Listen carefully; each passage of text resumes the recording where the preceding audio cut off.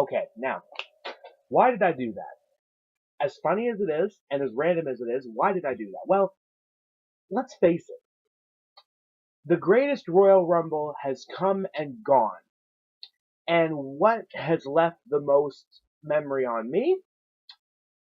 It was the night of the Wyatt family. Think about it. There you go. Really unexpected too. Coming to my brain after a while, it's thinking, oh my goodness, wow, every member of the Wyatt family with a big W. That should be a spoiler, if anything. What's going on, everyone? Your boy here, Apollo from Down, Down, Up, Up, and yes, it's the time for the results and review video of the greatest Royal Rumble event in Saudi Arabia. It has come and gone. It has felt like WrestleMania, this show. Was it overhyped? Yes, it was. Is that a good thing? Not exactly, but it was not by all means a terrible show, but there were still some icky moments you have to go through. But was the Royal Rumble itself bad? No, I enjoyed it. I personally enjoyed it. It was really fun to go through something as big as that, even after everything that has happened before, including all the title matches. All the title matches. Tons of them, excuse me. And it's just incredible to get through another night of wrestling like that, so close after WrestleMania. Again, with the reasons of this show and some discussion going around of negativity and whatnot, I'm trying to avoid that personally. As I said in the predictions video, I'm only talking about the wrestling here, okay? And I am also going to be avoiding the discussion of the segment with the Davari brothers and the training center performers. I'm avoiding that subject too. It was completely unnecessary. I'm just going off the wrestling. So let's go. The kickoff was okay. There wasn't any wrestling on it, just a lot of talking, including I believe Seth Rollins. Actually, no, I think it was AJ Styles. He was doing a discussion. And then we had Booker T, Byron Saxton, no Renee Young, obviously, with the King, Jerry Lawler, and Jim Ross. So that was nice to see them, even though JR kind of got his words mixed up again, but that's okay. It's okay. Mistakes happen. So, it's just good to see them. It's just really good to see them together at this point. And then we kick off the show, and what starts? Wow, I wasn't expecting this. But when you think about it, I think it's the only match in the whole show with absolutely no build. John Cena versus Triple H started the show, and it's exactly what I wanted. It was just a classic match between two guys who I love to see wrestle back around '06 and '08 and '09 too. Like, it was exactly what I wanted. It was just a classic match with those two, some funny taunts, some good spots, a few bad spots. I didn't like Triple H doing Batista's spot from '08. Remember, Cena goes for his leg drop from the top, but gets countered into a Batista bomb. Triple H tried it. Didn't look like the greatest thing in the world. I have to give some minor complaints, obviously, during the show. But I enjoyed the match. Both men kicked out of a finisher, but then John Cena hit two in a row. Not the usual way he does it, though. He hit an AA, but then did a catapult, slingshot into the turnbuckle, and hit another one right after on Triple H. 1, 2, 3. John Cena wins. Get some redemption from WrestleMania after putting The Undertaker over. So, good stuff. I'm thinking John Cena's probably going away for more movies and such right now, or maybe just taking some time off. Triple H, obviously, doing what he does best. NXT 205, good stuff. Moving on, then we have the Cruiserweight Championship match. No surprises here. I thought it could have used another 2 or 3 minutes, just a little bit more time, but that's okay. But it was the ending that I appreciated. First of all, Cedric is already a great enough seller. Second of all, the ending, as I just said.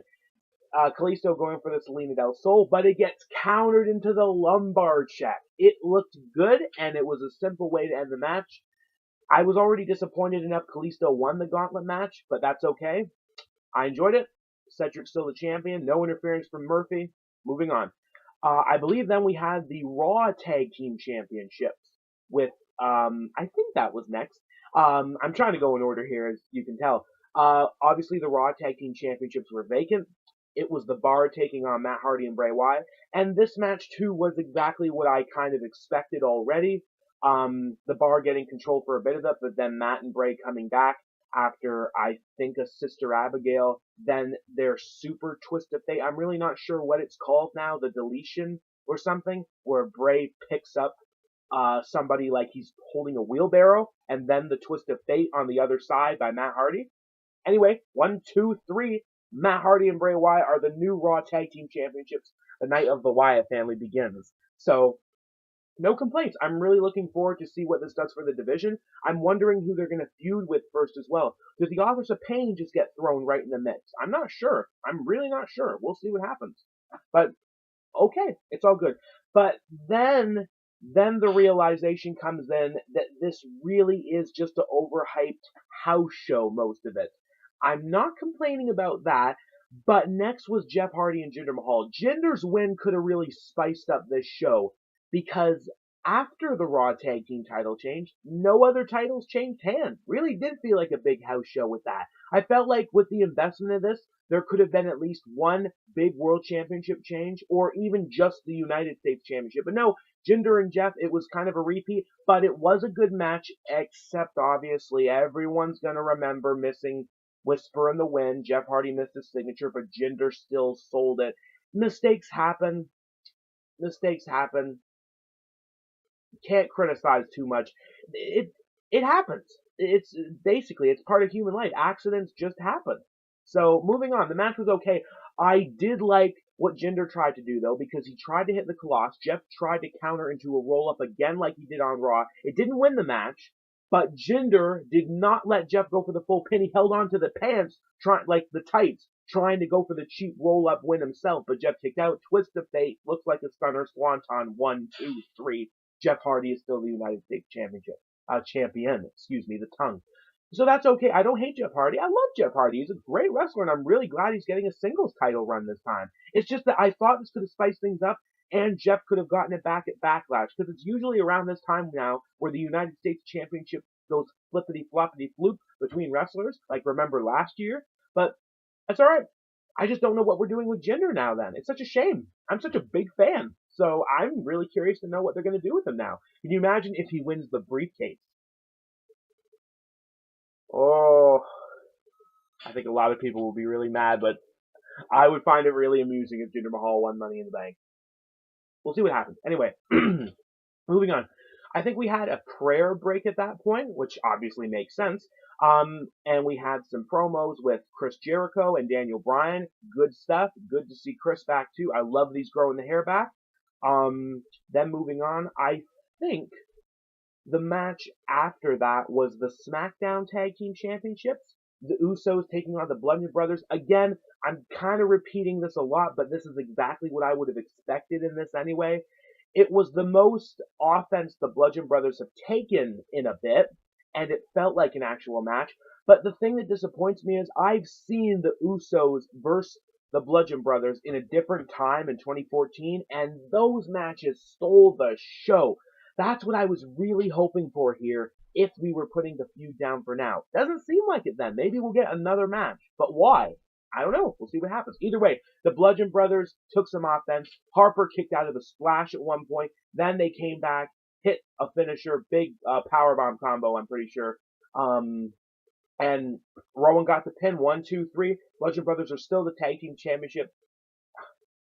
I hear this a lot, and I criticize it. Now I'm saying it a lot. Still the tag team championships. That is incorrect. Still the tag team champions. That's 2 for the Wyatt family so far, if you're counting. Bray Wyatt winning the Raw tag team titles, and the Bludgeon Brothers, Harper and Rowan, keeping the SmackDown tag team championships. We'll get to the other member in a bit. Moving on then.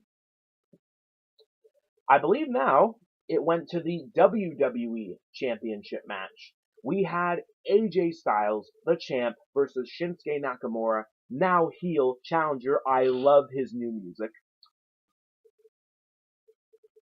I don't know what to say. I was not impressed with the finish. That made me really feel like I was watching a house show. A double count out. And Nakamura goes low again, but AJ didn't wear a cup. He sold it, but he had his hand on the rope as Nakamura tried to go for the pin. So, not really sure how to react to this one right away. I'm a bit disappointed with it. At the same time, I know the feud's not over. I'm pretty sure they're just having another rematch at Backlash. But again, I'm disappointed because that match isn't getting a stipulation. That's what I would have thought after this show, but I guess not. No hate for the wrestlers.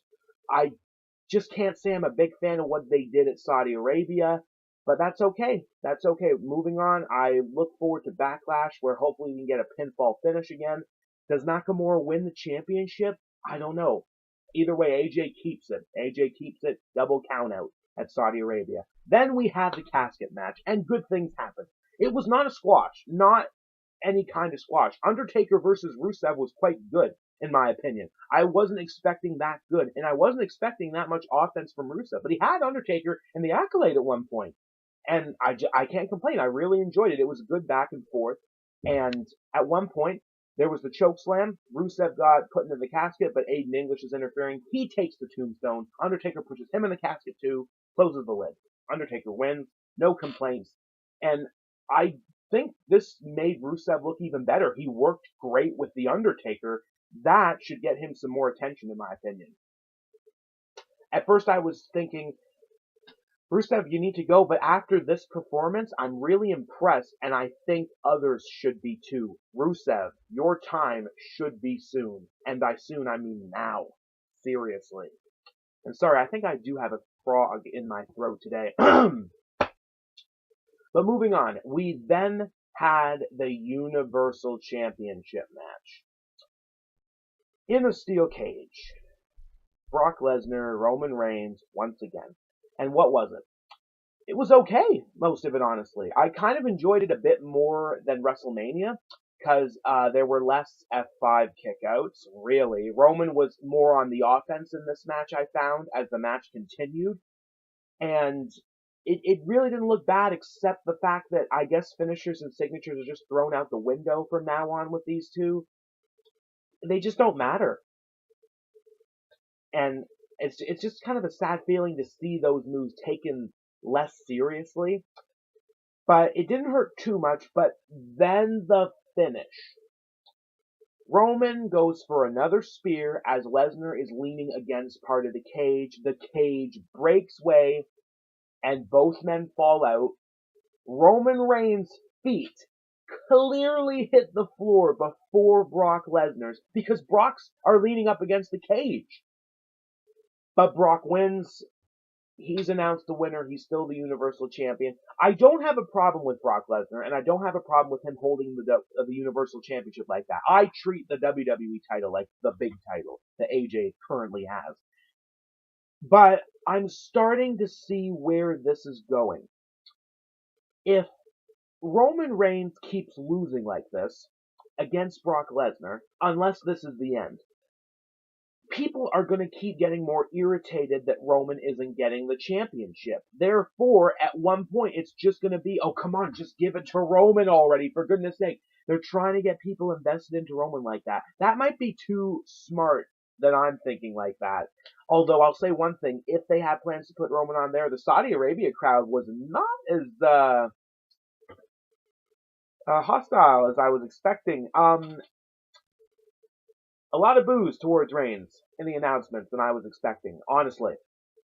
So, alright then. But he didn't win it there. Brock's still the champion. We'll see what happens. And one thing I completely overshadowed, though, that I sincerely apologize on, is the Fatal 4-Way Ladder match. Why? Because that was actually my favorite match of the night, excluding the Royal Rumble. The ladder match was done very well between Seth Rollins, Finn Balor, The Miz, and Samoa Joe.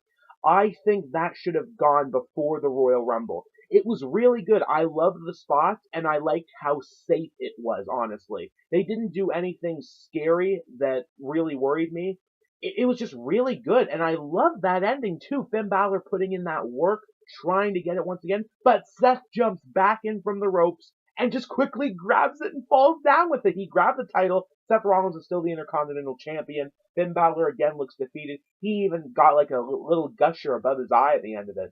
Man, I hope he turns heel, and I hope him and Seth go into a better program. We'll see what happens. We'll see what happens. Either way, Seth Rollins is still the Intercontinental Championship. I did it again. What is with him? He's still the champion. I'm the one that's going to get the criticism today, but that's okay. Because I know we all got through it, and good things are still coming. Backlash next weekend. Check it out. So, Samoa Joe is not the Intercontinental Champion. Roman Reigns is not the Universal Champion. But it looks like they're still going one-on-one at Backlash. Alright. I know Samoa Joe's on SmackDown now. Roman's on Raw. It seems like the feud's just being put down there. If Roman loses again, that would be a big surprise to me. But sorry, Samoa Joe. I don't think Roman's going to lose. But I hope it's not the main event. We'll see what happens, though. We'll see what happens. Anyway, we then finally got to the Royal Rumble after so much wrestling.